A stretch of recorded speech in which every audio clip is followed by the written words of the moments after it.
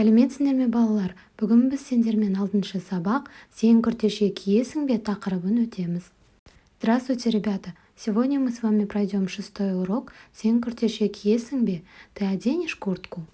Жаңа сөздер, новые слова. Бас киім, шапка, күртеше, куртка, жемпір, кофта, етік, сапоги, киемін, одеваю, пәлте, пальто, белдемше, юбка. Жіктік жалғауын менімен бірге оқы. Прочитай вместе со мной и обрати внимание на окончание. Етік, етігім. Бұл бірінші тәуелдік жалғауы. Менің етігім. Сенің етігің. Сіздің етігіңіз, оның етігі. Ребята, обращаем внимание, последняя буква «К» меняется на «Г». Енді жіктік жалғауы. Мен күртеше киемін. Сен күртеше киесің. Сіз күртеше киесіз. Ол күртеше киеді. Сен бас киім киесің бе? Ол пәлте кие ме? Тыңда, қайтала, оқы. Послушай, а потом прочитай с переводом. Күн суық. Сегодня холодно. Мен далада ойнаймын. Я играю на улице. Бас киім киемін. Одеваю шапку. Пәлте киемін. Одеваю пальто. Етік киемін. Одеваю сапоги. Әлібек далада ойнайды. Әлібек играет на улице. Он оденет шапку. Бас киім киеді. Күртеше киеді. Он оденет куртку. Шалбар киеді. Оденет брюки. Ботинки киеді. Оденет ботинки. Ол ауырмайды. Он не болеет. Оның киімі қалың. У него теплая одежда. Бірінші тапсырма. Суреттерге қарап сөйлемдерді толықтыр. Дополни предложение, вставь вместо картинок слова. Бірінші. Мен бас киім, жейде, күртеше, шалбар, ботинки киемін.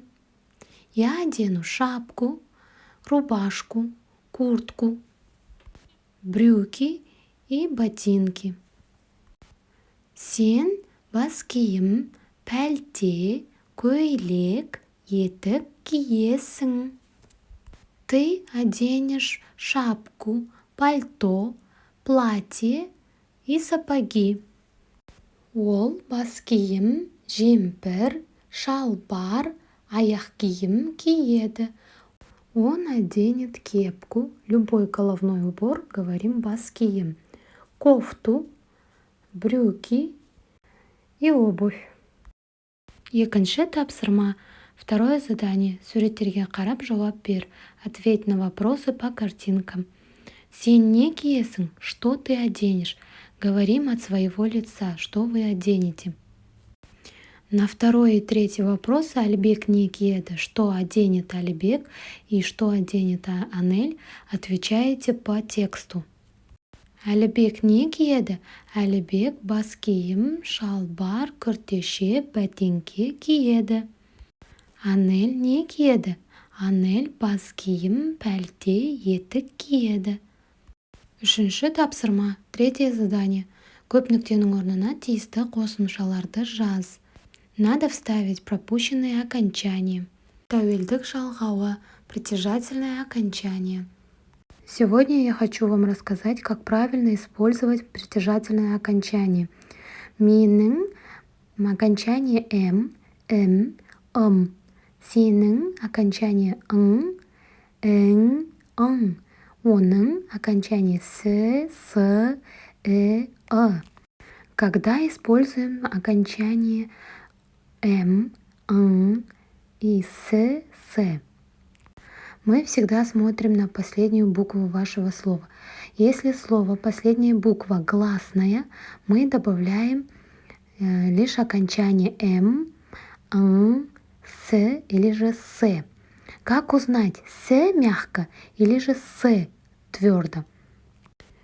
Если ваше слово твердое, есть буквы А, О, Э, то вы добавляете твердое окончание «с». Если ваше слово мягкое, есть буквы «е», «и», «э», то вы добавляете окончание «с» мягко. Например, слово «кортеще». Последняя буква «е», поэтому чередуется согласная. Следующая буква должна быть согласная.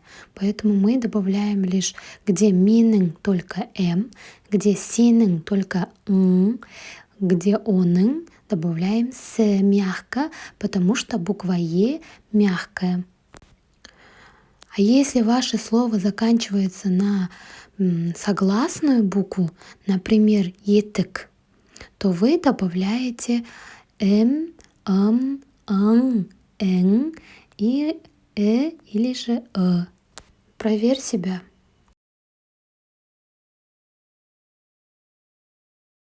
Төртінші тапсырма, четвертое задание. Түсі қандай ойыны? Диалог құрыңдар, дұрыс жауабы көп оқушы жеңімпаз атанады. Здесь вы должны определить цвет. Мысалы, күртешенің түсі қандай? Күртешенің түсі көк. Какого цвета куртка? Куртка синяя. Пәлтенің түсі қандай? Какого цвета пальто? Пәлтенің түсі қызыл. Красного. Көйлектің түсі қандай? Какого цвета платье? Көйлектің түсі қоңыр. Бас киімнің түсі қандай? Какого цвета шапка? Бас киімнің түсі жасыл. Етіктің түсі қандай? Какого цвета сапоги? Етіктің түсі қара.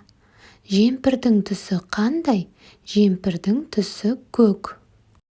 Алтыншы тапсырма. Досың далаға құлақшын кимей шығып ауырып қалды. Досыңа хабарласып, денсаулығын сұра. Твой друг вышел на улицу без шапки и заболел. Позвони другу, узнай, как у него дела. Есте сақта, запомни. Сен күртеше, жемпір, етік киесің бе? Мен күртеше киемін. Сен белдемше киесің. Ол етік киеді. Осымен біздің сабағымыз аяқталды. Келесі сабақта кездескенше сау бол. Спасибо за внимание. До свидания.